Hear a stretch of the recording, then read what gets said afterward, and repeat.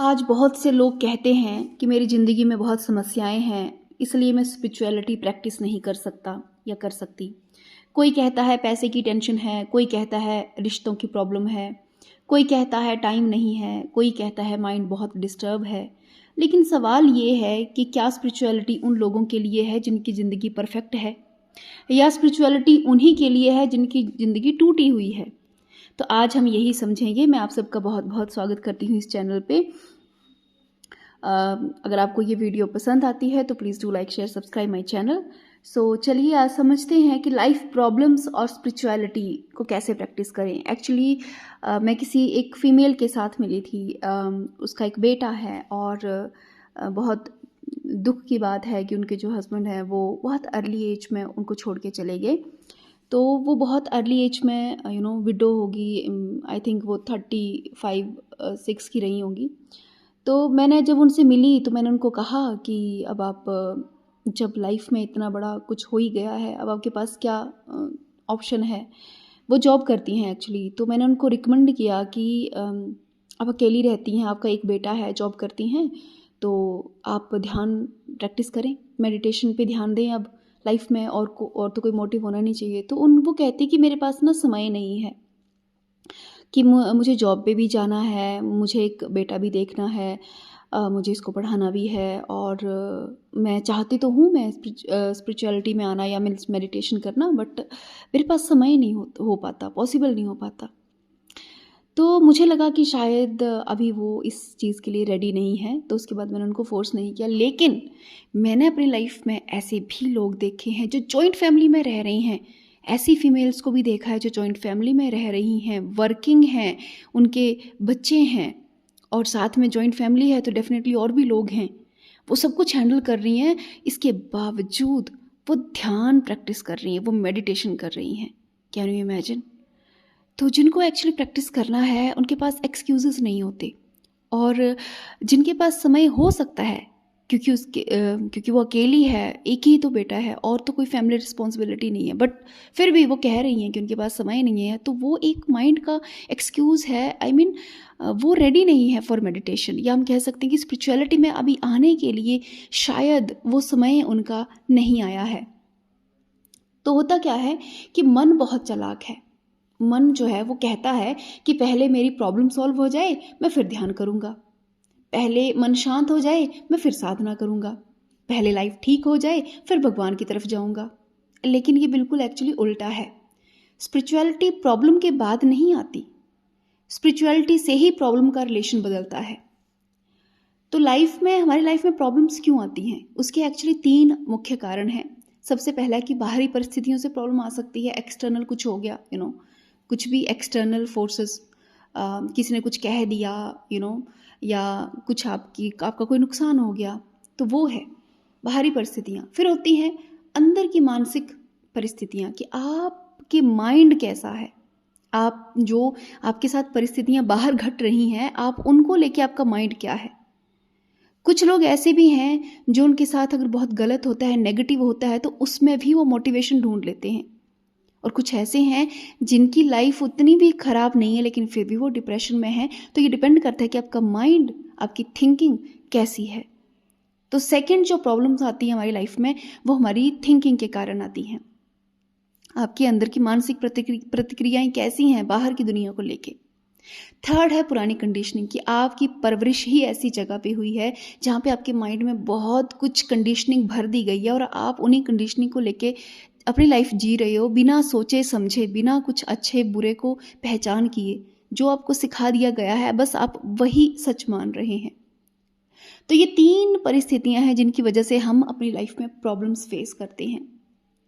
तो हम परिस्थितियां कंट्रोल नहीं कर सकते, लेकिन हम अपनी प्रतिक्रिया जरूर बदल सकते हैं। हमारा जो रिएक्शन है, मेंटल रिएक्शन है, हम उसको ज़रूर बदल सकते हैं। लेकिन उस मेंटल रिएक्शन को बदलने के लिए हमें क्या करना है? स्पिरिचुअलिटी की हमें प्रैक्टिस करनी पड़ेगी। वो मेंटल रिएक्शन बदलेगा कैसे?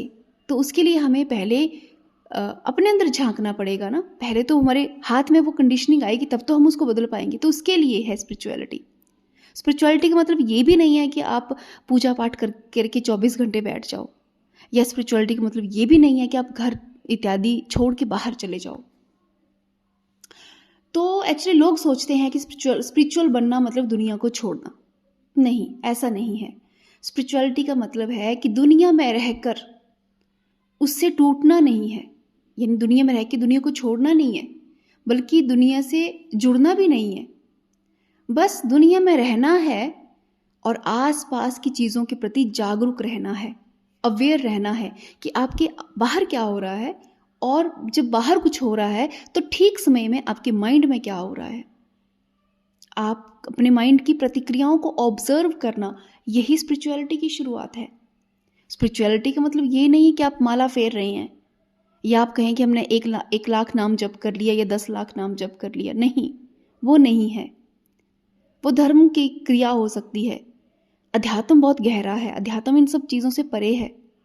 तो अध्यात्म सिखाता है कि हम स्वयं को जानें, पहले अपने माइंड को समझें। तो उसके लिए पहला स्टेप तो यही है कि बाहर जो कुछ भी आपकी सिचुएशन है, ठीक उस समय आपके माइंड में कैसा रिएक्शन चल रहा है उसको ऑब्जर्व करना, ये पहली सीढ़ी है। तभी हम माइंड की उस कंडीशनिंग को ब्रेक कर पाएंगे।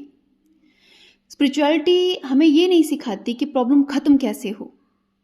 स्पिरिचुअलिटी हमें ये सिखाती है कि जब प्रॉब्लम हो तो भी हम अपने अंदर स्थिर कैसे रहें, क्योंकि हम बाहर की प्रॉब्लम्स को तो आना रोक नहीं सकते। वो कभी भी लाइफ में कुछ भी लाइफ अनसर्टेन ना, सडनली कुछ भी आपकी लाइफ में हो सकता है। तो स्पिरिचुअलिटी ये नहीं सिखाएगी कि आपकी लाइफ में प्रॉब्लम नहीं आएंगी, प्रॉब्लम आएंगी, लेकिन प्रॉब्लम आने के बाद भी आपका माइंड जो है वो स्टेबल रहे। ये जो शिक्षा है ये हमें कहाँ से, ये जो ज्ञान है जो हमें कहाँ से प्राप्त होता है, उस अध्यात्म से प्राप्त होता है। और फिर ये जो अंदर हमारे जब स्थिरता आती है तो यही स्थिरता हमारे बाहरी जीवन को भी क्या करती है, बदल देती है।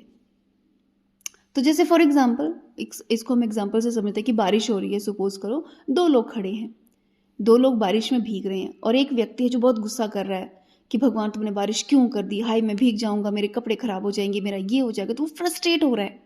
और वहीं दूसरा व्यक्ति है, बारिश में ही खड़ा है, उसके साथ ही खड़ा है, लेकिन वो एक्सेप्ट कर रहा है कि बारिश प्रकृति का एक नियम है, होगी और उसके बाद वो ठीक हो जाएगी। तो वो अपने माइंड को उस सिचुएशन में भी उसने स्टेबल रखा है। तो क्या है ना कि जब उसने माइंड को स्टेबल रख लिया तो उसके मन में दुख नहीं है। और जो फ्रस्ट्रेट हो रहा है, नेचुरल कैलेमिटीज से हम लड़ नहीं सकते, तो फ्रस्ट्रेट हो रहा है तो वो खुद को क्या कर रहा है, दुखी कर रहा है। तो यही एक स्पिरिचुअल पर्सन में, एक नॉर्मल पर्सन में एक्चुअली यही एक फ़र्क होता है। तो स्पिरिचुअलिटी से लोग भागते क्यों हैं एक्चुअली, कि उनको लगता है कि घर छोड़ना पड़ेगा, या फिर उनको ऐसे लगता है कि हमारी पहचान बदल जाएगी, या उनको ऐसे लगता है कि उनका कुछ छूट जाएगा, या वो जो लोगों को कंट्रोल कर पाते हैं शायद वो कंट्रोल छूट जाएगा। तो वो सब चीज़ों, अपनी ईगो को एक्चुअली लोग छोड़ना नहीं चाहते, अपने आइडेंटिटीज़ को छोड़ना नहीं चाहते, इसलिए लोग स्पिरिचुअलिटी में आना ही नहीं चाहते। तो अब बात करते हैं कि स्पिरिचुअलिटी की शुरुआत कैसे हो। जिनके लाइफ में, जिनके जीवन में अध्यात्म का नाम और निशान भी नहीं है, तो वो क्या करें। तो सबसे सबसे पहला स्टेप करना है कि रोज़ 10 मिनट के लिए अकेले किसी रूम में बैठना है, बिना किसी फ़ोन के, बिना किसी बुक के, बिना किसी पर्सन के। 10 मिनट के लिए चुप रहना सीखें। जब 10 लोग गॉसिप कर रहे हैं उसमें आपका बहुत मन करेगा कि आप भी गॉसिप करो, बहुत अंदर से आएगा, रस आएगा उनकी बातों में, बहुत मन करेगा कि मैं कहूँ। तो उस समय अपने आप को 10 मिनट के लिए चुप रखो, नहीं तो घर में बैठ के 10 मिनट के लिए शांति से अकेले बैठो। सेकंड है कि जब बाहर कुछ हो रहा है, कोई सपोज आपकी इंसल्ट कर रहा है, घर में कुछ हो रहा है, बच्चे लड़ रहे हैं, कोई किसी की चुगली कर रहा है, कोई कुछ कर रहा है, तो अपने माइंड की उस टाइम पे अपने माइंड पे ध्यान दो कि आपके माइंड में क्या क्या चल रहा है, आपके माइंड में क्या क्या भाव उत्पन्न हो रहे हैं, क्या क्या थॉट आ रहे हैं, उसको ऑब्जर्व करो। और फिर उसके बाद क्या है, बस मतलब शुरुआत में फ़िलहाल यही करना है आपको। उसके बाद तो और भी गहराइयाँ हैं बहुत, लेकिन स्टार्टिंग अगर आप कर सकते हैं तो ये करनी है। और उसके बाद फिर आप कर सकते हैं एक कि आप अपनी आंखें बंद करके अपनी सांसों पे ध्यान दें। सांस आ रही है, सांस जा रही है, तो अपनी सांसों पे ध्यान दें। आप पाएंगे कि आप अगर तो आपने ये कभी भी प्रैक्टिस नहीं किया है तो कुछ सेकंड में ही आपका ध्यान भटक जाएगा।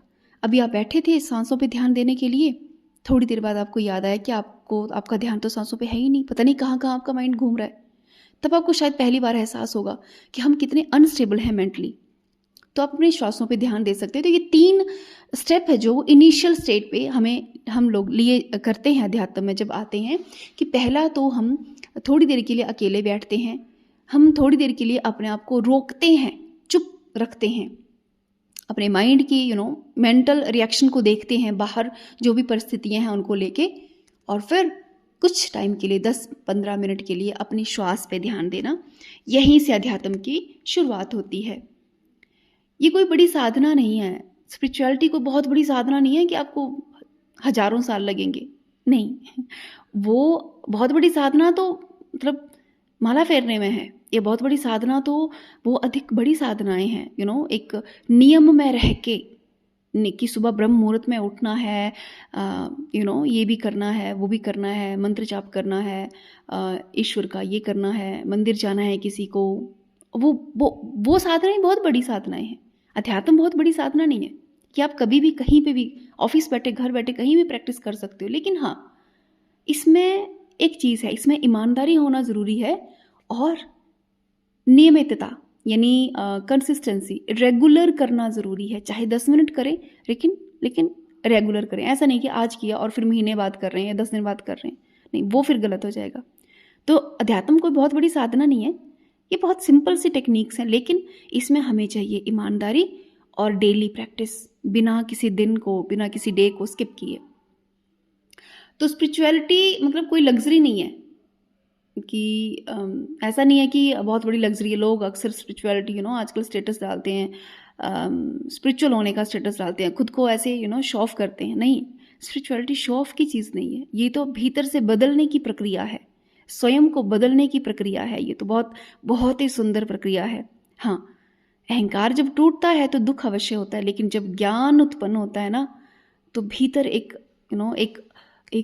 बहुत भीतर एक आनंद का अनुभव, एक शांति का अनुभव भी होता है। तो मतलब अध्यात्म कोई ऐसा नहीं है कि लग्जरी है, ठीक है। तो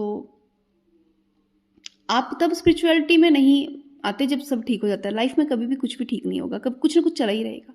अध्यात्म में आइए ताकि आपकी लाइफ में सब ठीक हो सके। लाइफ में बहुत ज़्यादा प्रॉब्लम चल रही है, इट्स ओके, अध्यात्म में आइए, आपकी लाइफ जो है वो ठीक हो जाएगी।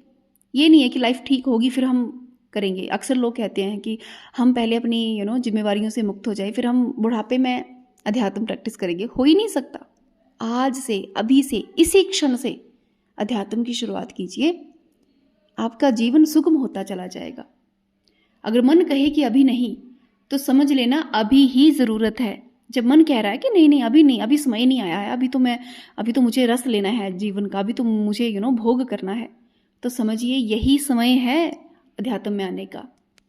तो मन को थोड़ा लगाम लगाना ही अध्यात्म है। ये भी यानी समझो कि जब आपका मन आपको अध्यात्म में जाने से इनकार कर रहा है, तो यही सही समय है अध्यात्म में आने का, ताकि आपका मन आपके कंट्रोल में आ सके।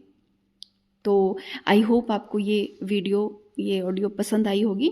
Thank you so much for the listening. Thank you.